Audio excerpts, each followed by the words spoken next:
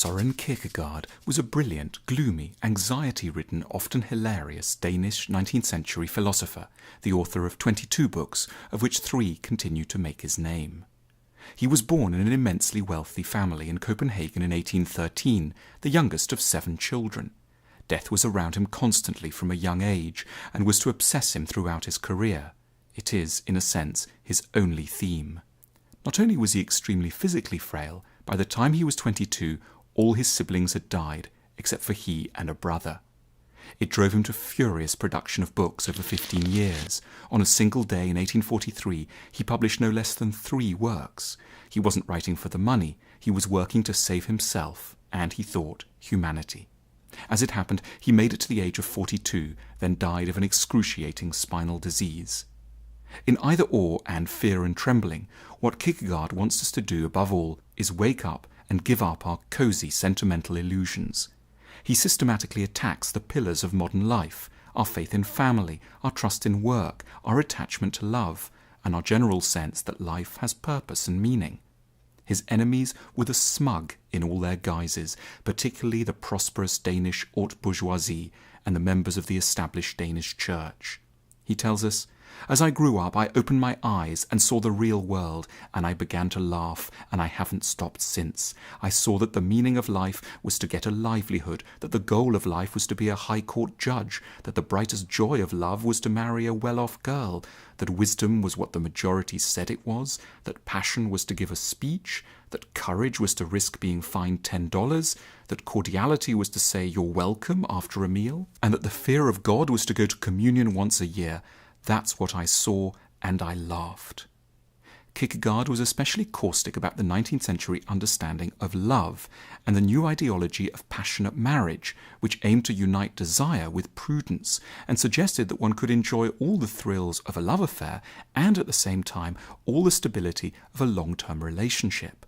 But Kierkegaard mocked the notion that one could ever fuse romantic love with marriage, that one could have passion and sex, and at the same time children, stability and routine. He respected both. He just couldn't believe that you could have them both at the same time in a cosy marriage sanctified by the state and the neighbours. His belief arose out of his own tortured love life. He fell in love with a beautiful, precocious and talented 18-year-old girl called Regine Olsen, only then to break off the engagement as he realized that to try and live with her forever would also mean killing the love that had drawn him to her. Everywhere he turned, Kierkegaard saw intolerable incompatibilities and impossible choices. It led him to one memorable explosion in Either Or. Marry and you will regret it. Don't marry, you will also regret it. Marry or don't marry, you will regret it either way. Laugh at the world's foolishness, you will regret it. Weep over it, you'll regret that too. Hang yourself, you'll regret it. Don't hang yourself, and you'll regret that too. Whether you hang yourself or don't hang yourself, you will regret both. This, gentlemen, is the essence of all philosophy.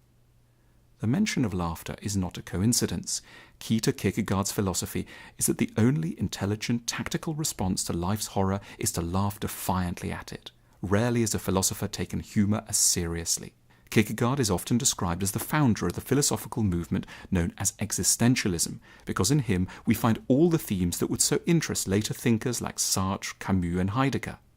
The book that fascinated the existentialists was Kierkegaard's The Concept of Anxiety, published in 1844, in which he emphasized a new word, angst, or angst as we know it in English, a condition where we understand how many choices we face and how little understanding we can ever have of how to exercise these choices wisely.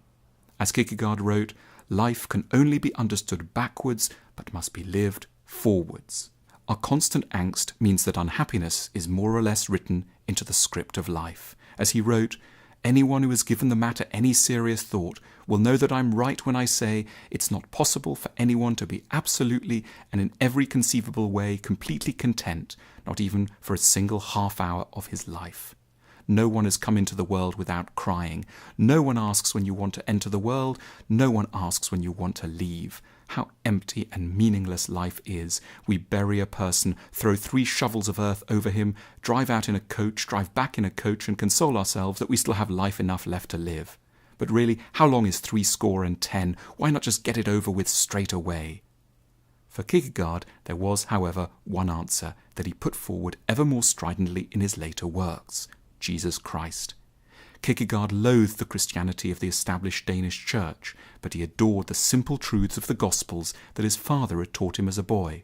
For him, Christianity was a religion of extreme surrender to a theology of almost peasant-like simplicity. One was to be ready to die for Christ, to give up all attachment to worldly things, and to love all humans like one's siblings. Kierkegaard wasn't interested in justifying his attachment to Christianity through rational means. Instead, he recommended a dramatic and now famous leap of faith, wherein one wouldn't apply one's puny mind to attempting to prove the existence of God. One would merely switch off one's faulty rational faculties and jump into the idea of God as the total solution. As he put it, to have faith is to lose your mind and to win God. Like Marxist communism, Kierkegaard's solutions to the problems of being human are far less convincing and interesting than the diagnoses of our ills. Few of us now make that leap.